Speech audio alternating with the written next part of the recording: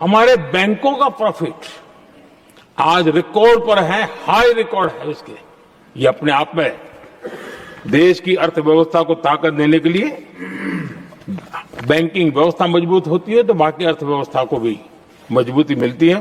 बैंकों में आम आदमी का पैसा जमा है, मान्यवर, किसान का, मजदूर का, कर्मचारी का लाखों करोड़ रुपए जमा रहता है।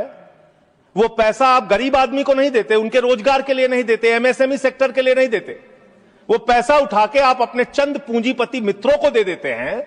जिन मित्रों से आप पीछे से चंदा लेते हैं और धंधा देते हैं, उन मित्रों को आप पैसा दे देते हैं। लेकिन आपके राज में, मोदी जी के राज में 9,000 करोड़ रुपए लेके विजय माल्या भाग गया, 20,000 करोड़ रुपए के लेके नीरव मोदी, मेहुल चौकसी भाग गया, 6,000 करोड़ रुपए लेके नितिन संदेशरा भाग गया, 2,500 करोड़ रुपए लेके ललित मोदी भाग गया। ये बड़े बड़े जो हजारों करोड़ रुपए के लुटेरे थे, हिंदुस्तान से भगाया किसने इनको? आपने भगाया। ये गुनाह आपने किया। इसलिए आपको देश की अर्थव्यवस्था को ठीक करने का आपकी मंशा नहीं है। आपकी जो 56 छुरी वाली सरकार थी, उन्होंने तो इन लोगों को भगाने का काम किया, इन लोगों को निकालने का काम किया, सेफ पैसेज देने का काम किया।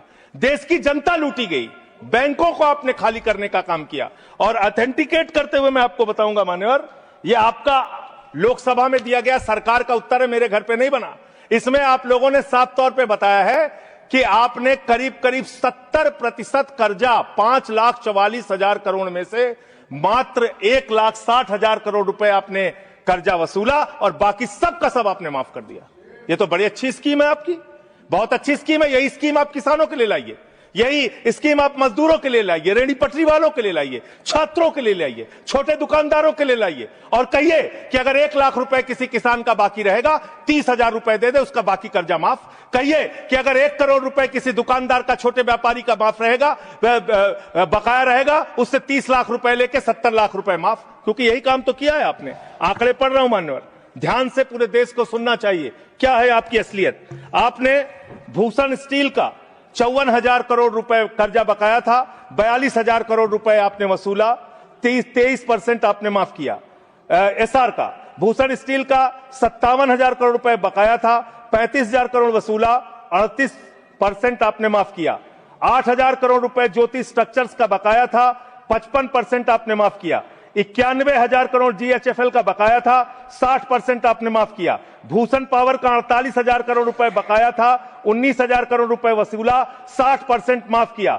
इलेक्ट्रो स्टील्स का 14,000 करोड़ रुपए बकाया था, 5,000 करोड़ रुपए लिया, 62% आपने माफ किया। मोनेट इस्पात का 11,500 करोड़ रुपए बकाया था, 2,800 करोड़ रुपए वसूला, 75% कर्जा आपने माफ किया। एमटेक का 13,500 करोड़ रुपए बकाया था, 2,700 करोड़ रुपए वसूला, 80% आपने माफ किया।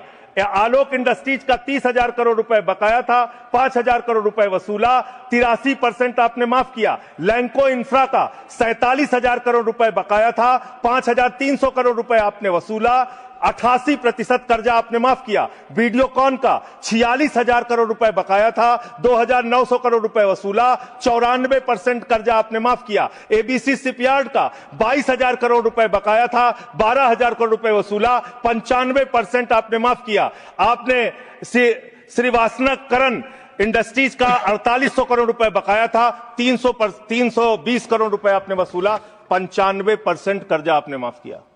मान्यवर, अभी हमारे मित्र पूछ रहे थे हेयर कट क्या है, हेयर कट क्या है, हेयर कट क्या है। हेयर कट का तो मतलब था मामूली सी छूट देनी है, ज्यादा वसूलना है। आपने तो पूरा गर्दन कट कर दिया, पूरा गर्दन कट, यानी कि बड़ा हिस्सा कर्जे का माफ कर दिया और मामूली हिस्सा कर्जे का आपने वसूला। और अगर मैं आपसे ये कहूं कि इसमें आपने रिश्वतखोरी की, भ्रष्टाचार किया, चंदा लेके धंधा दिया, आपने एक ही खाली कंपनी का नाम लूंगा, भूषण स्टील का, जो टाटा को गई, 1,500 करोड़ रुपए का चंदा भारतीय जनता पार्टी को टाटा से इलेक्टोरल बॉन्ड और बाकी चीजों के नाम पे आपको मिले हैं। आप पैसा ले लेके इन लोगों का बड़ा बड़ा कर्जा माफ करवा रहे हो, रिश्वत ले लेके इन लोगों का बड़ा बड़ा कर्जा आप माफ करवा रहे हो। आपका ध्यान देश की अर्थव्यवस्था ठीक करने में नहीं है, पूंजीपतियों को खाली हर तरह से फायदा पहुंचाने में है। एक गाना था मान्यवर, तू जहां जहां चलेगा मेरा साया साथ होगा। मोदी जी की हालत यही है। मोदी जी गाना बनाए हैं, मैं जहां जहां चलूंगा अडानी का ठेका साथ होगा। ये क्या है? ये क्या है? बांग्लादेश की यात्रा किया 2015 में, अडानी को ठेका मिल गया। श्रीलंका की यात्रा की 2021 में, अडानी को वहां ठेका मिल गया। तंजानिया की यात्रा की 2023 में, अडानी को वहां ठेका मिल गया। केन्या की यात्रा की 2023 में, अडानी को वहां ठेका मिल गया। नेपाल की यात्रा की 2023 में, अडानी को वहां ठेका मिल गया। मलेशिया में 2017 में यात्रा की, अडानी को वहां ठेका मिल गया।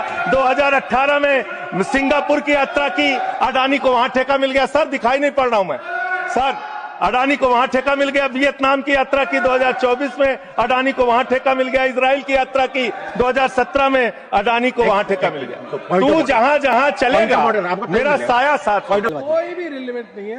ये जो इरेलीवेंट जो इन्होंने उसको भाषण से निकाला जाए सर, एक्सपंज किया जाए। कोई मत। दूसरी बात सर, इतना झूठ आंकड़ा दे रहे हैं, उसका कोई तथ्य दूर दूर तक नहीं है। रिकॉर्ड में चेक करेंगे, हम रिकॉर्ड चेक कर लेंगे। हाँ बोलिए।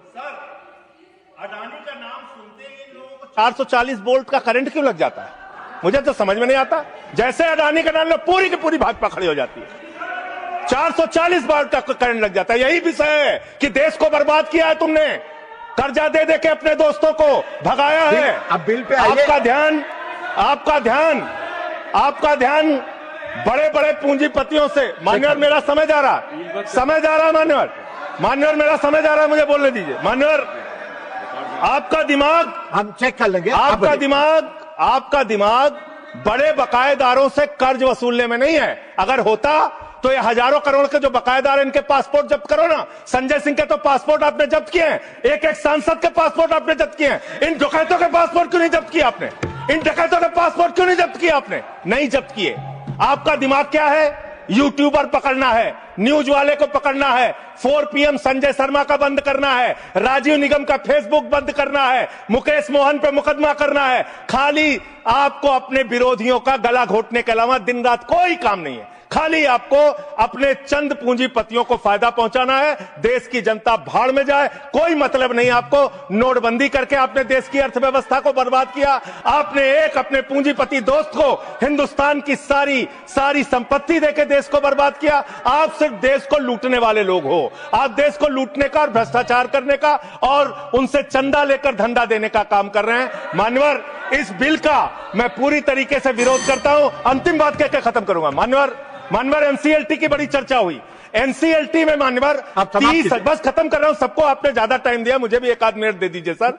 एनसीएलटी में 30,000 केस पेंडिंग है सर, और 270 दिनों में एनसीएलटी को केस का निराकरण करना होता है। एनसीएलटी तो भ्रष्टाचार का गढ़ बन गया है। उनके पास ऊपर से फोन जाता है नेताओं का, इसका इतना माफ कर दो, उसका उतना माफ कर दो। ये अंतिम वाक्य चीफ जस्टिस का मैं बोल के अपनी बात खत्म करूंगा। 48,000 करोड़ रुपए अनिल अंबानी का बकाया था, 430 करोड़ रुपए में सेटलमेंट हो गया। तो सूर्यकांत जी चीफ जस्टिस जी ने कहा, उन्होंने कहा that the insolvency process had become mockery. ये भारत के मुख्य न्यायाधीश का बयान है इंसॉल्वेंसी के बारे में, जिस तरीके से आप लूटखोरी कर रहे हैं। बहुत बहुत धन्यवाद। जदि आपंक आम भिडी भल लगा तेब आम चैनल को लाइक, शेयर और सब्सक्राइब करने को जमा भी भूलु नहीं।